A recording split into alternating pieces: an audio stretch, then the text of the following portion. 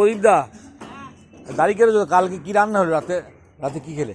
হ্যাঁ, করেছিল ওই ডাল, হ্যাঁ, আলু ভাজা আর রুটি। তুমি রুটি খাও রাতে? হ্যাঁ, রুটি করছি। রুটি আমি ভাত খাই না। তোমার দাড়ি কেটে তোমাকে হেভি লাগছে কিন্তু। হ্যাঁ, তুমি চুলটা কাছে কালো করবে, তোমার সাথে একটা ছবি তুলবো আমরা দিয়ে। হ্যাঁ, ছবি তুলবে একদিন। এর মধ্যে একদিন ও দাড়িটা কেটেছে, এবার ওকে করে দেবো, ওই একটু কালার করে দেবো চুলটা, আর একটা বেল বটন দিয়ে প্যান্ট পরে ছবি তুলে মানে একটা এ করবো।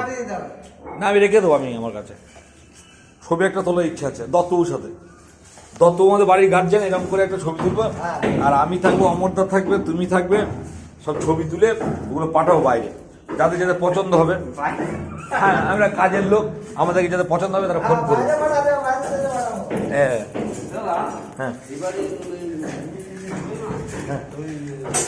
বেশি না, 1 কিলো পেপার হলো।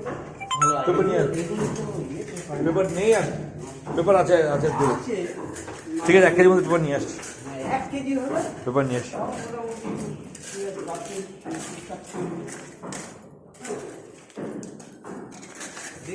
এ ভাই, তোমার নাম কি গো? রঘু। রঘু কি? রঘুনন্দন মাহাতো। রঘুনন্দন মাহাতো। তার মানে তুমি নন বেঙ্গলি? হ্যাঁ, মাহাতো বিহারি। ও, তুই ভালো বাংলা বলো তো? বাংলা তো তোমার গলা খুব ভালো।